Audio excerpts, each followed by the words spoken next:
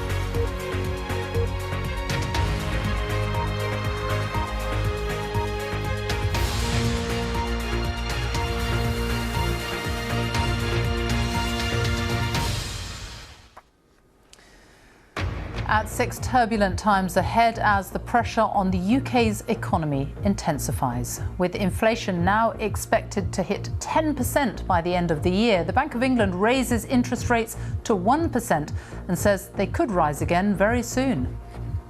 We will have to come back in about 6 weeks' time and reassess all the evidence again.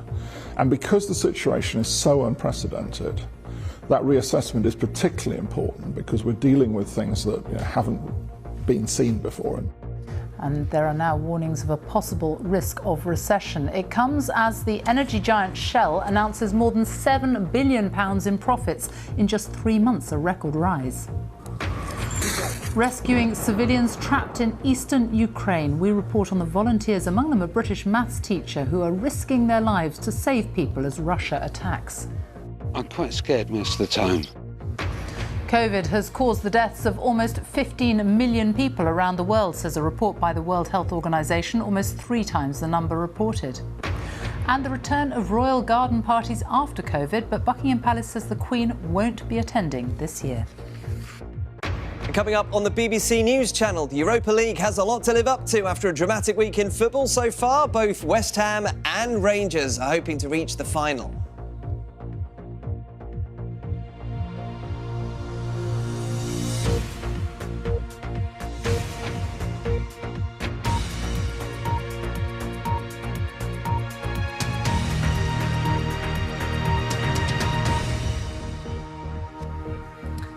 Good evening and welcome to the BBC News at 6. Interest rates have risen to the highest level in 13 years as the Bank of England tries to curb soaring price rises.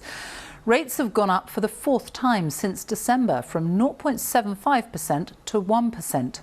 Inflation, the rate at which prices are increasing, is also expected to hit more than 10% by the end of the year, the highest level for 40 years.